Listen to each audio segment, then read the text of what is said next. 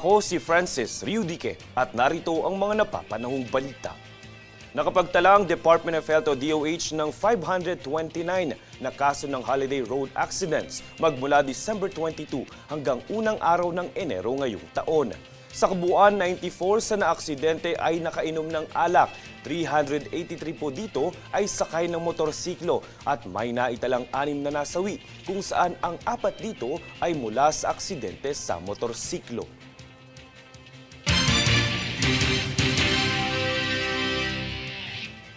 Samantala, sa pagbaba ng insidente ng krimen sa Metro Manila ay nagpapakita lamang umano ito na epektibo ang mga operasyon ng kapulisan.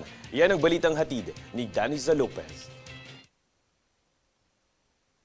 Ibinahagi ng National Capital Region Police Office o NCRPO na bumaba ang bilang ng mga insidente ng krimen sa Metro Manila. Ilan lamang sa mga krimen na ito ay kinabibilangan ng murder, theft, physical injury, rape at robbery na siyang bumaba ng 11.94%. Sa datos na ibinahagi ni NCRPO Acting Director Brigadier General Anthony Aberin, ang nooy 10,323 insidente ng krimen noong Nobyembre 2023 ay 9,227 na lamang noong nakaraang buwan. Ayon sa HEPE, nagpapakita ito ng dedikasyon ng kapulisan na protektahan ang publiko laban sa anumang uri ng karahasan. Anya, nakitaan din ito na epektibo ang mga isinasagawang estratehiya ng ahensya kontra krimen. Bukod dito ay pinaigting din ng NCRPO ang operasyon kontra iligal na droga kung saan naaresto nito ang higit 1,000 sospek.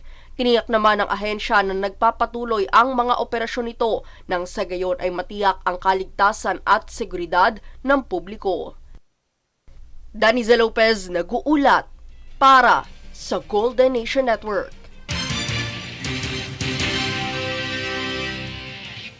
Isang submarine drone naman ang natagpuan sa karagatan ng Masbate na nakumpirmang nagmula sa China. Ayon sa Police Regional Office ng Bicol, ito ay isang uri ng communicative device. Ginagamit umano ito para magsagawa ng underwater surveillance, oceanographic research at naval operations. Itinurn over na ang naturang drone sa Philippine Navy.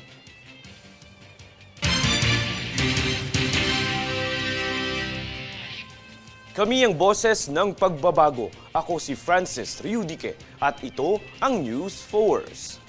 Sa ulo ng mga balita, submarine drone ng China natagpuan sa karagatan sa Masbate.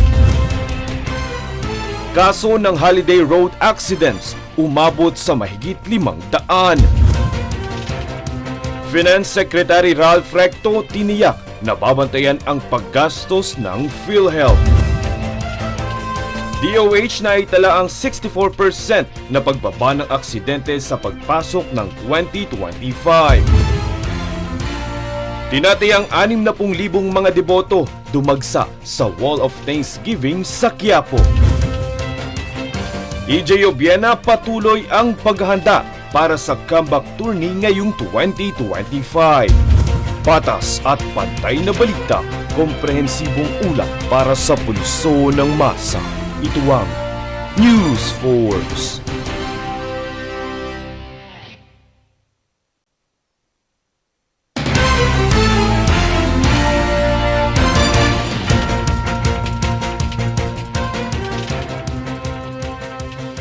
Ako si Francis Riudique at narito ang mga napapanahong balita. Nakatakdang magpatupad ng Pumped Storage Hydropower o PSH ang Department of Energy na magiging sentro sa paparating na ikatlong round ng Green Energy Auction. Ang PSH Technologies na target ng Energy Department ay may 4,250 megawatts na naglalayong tugunan ang lumalaking pangangailangan ng bansa sa enerhiya sa mahabang panahon. Ang proyektong ito ay inaasahang maipatupad sa pagitan ng taong 2028 hanggang 2035.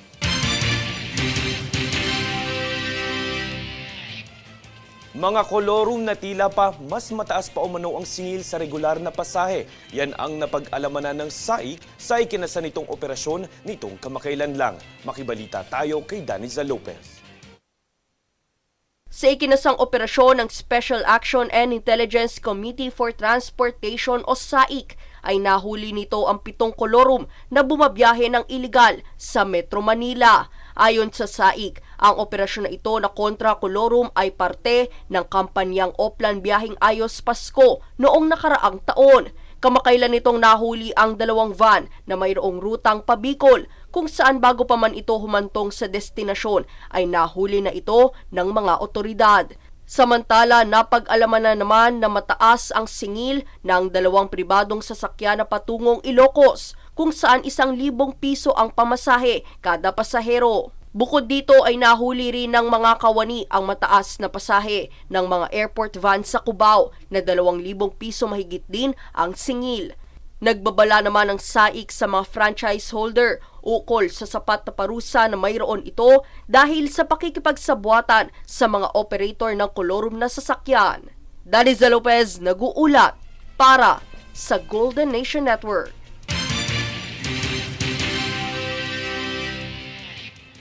Patuloy naman ang paghahanda ng Asia's Best Pole Vaulter na si EJ Obiena para sa kanyang pagbabalik sa indoor competition simula ngayong Enero ng 2025. Matatandaang nagpa siyang tapusin ng maaga ng Olympian pole vaulter ang pole vault season noong nakarang taon, bunsod ng kanyang natamong back injury. Gayunpaman, hindi nito natinag ang mga inisyatibong isinulong ni Obiena para sa larangan ng pole vaulting sa bansa, kung saan sa taong 2024 niya rin pinasinayaan ang pagbubukas ng pasilidad sa Ilocos Norte. Samantala, tiniyak ng pole vaulter na Laking Tondo na sa taong ito ay muli niyang ibabandera ang watawat ng Pilipinas sa international stage.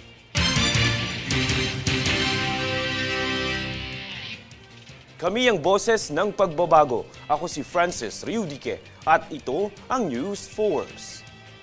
Sa ulo ng mga balita, submarine drone ng China natagpuan sa karagatan sa Masbate. Kaso ng holiday road accidents umabot sa mahigit 500. Finance Secretary Ralph Recto tiniyak na babantayan ang paggastos ng PhilHealth. DOH na itala ang 64% na pagbaba ng aksidente sa pagpasok ng 2025. Tinatayang 60,000 mga deboto dumagsa sa Wall of Thanksgiving sa Quiapo. EJ Obiena patuloy ang paghahanda para sa comeback tourney ngayong 2025. Patas at pantay na balita, komprehensibong ulat para sa pulso ng masa. Ito ang News Force.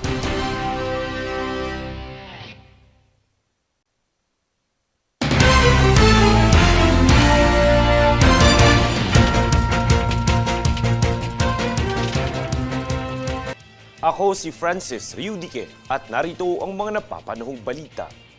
Buhat ng pinaigting na operasyon ng Philippine National Police o PNP na panguhuli sa mga iligal na paputok ay nakumpiska nito ang kabuang 500,000 piraso ng paputok. Umaabot sa 2.4 million pesos ang halaga nito, kung saan arestado rin ang mga individual na nasa likod nito. Sa pagtutok din ng PNP Anti-Cybercrime Group sa bentahan ng paputok online ay nahuli rin nito ang 2 menor de edad.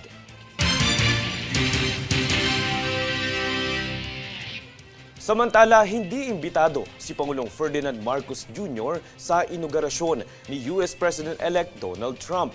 Alamin ang detalye sa ulat na ito.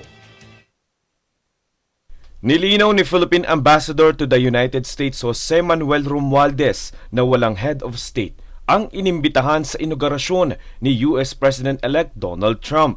Kaya naman hindi dito makakadalo si Pangulong Ferdinand Marcos Jr. Tanging mga ambassador lamang umano ang makakadalo sa naturang kaganapan. Pagtitiyak ni Romualdez, makakadalo naman siya dito. Gaganapin ang inaugurasyon ni Trump sa January 20 sa US Capitol sa Washington, D.C.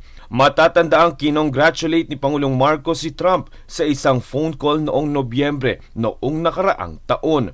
Sinabi rin ni Marcos na nagkaroon sila ng dialogo ukol sa alyansa ng Pilipinas at Amerika. Ito na ang pangalawang termino ni Trump sa pagkapangulo. Si Trump ang pang-47 presidente ng Amerika. Francis Riudique, nag-uulat para sa Golden Nation Network.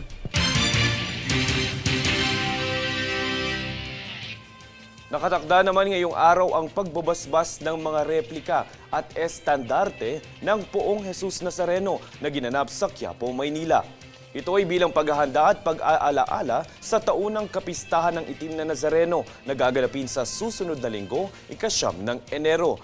Bukod pa man maganap ang relihiyosong kaganapan ng traslasyon ng imahen mula Quirino Grandstand hanggang sa Quiapo Church ay magkakaroon ng sariling prosesyon ang mga replika ng Itim na Nazareno.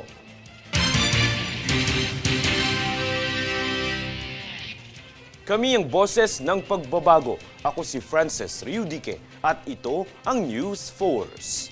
Sa ulo ng mga balita, submarine drone ng China natagpuan sa karagatan sa Masbate.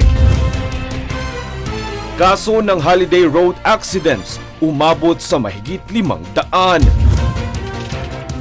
Finance Secretary Ralph Recto tiniyak na babantayan ang paggastos ng PhilHealth. DOH na itala ang 64% na pagbaba ng aksidente sa pagpasok ng 2025. Tinatayang 60,000 mga deboto dumagsa sa Wall of Thanksgiving sa Quiapo. EJ Obiena patuloy ang paghahanda para sa comeback tourney ngayong 2025. Patas at pantay na balita, komprehensibong ulat para sa pulso ng masa. Ito ang News Force.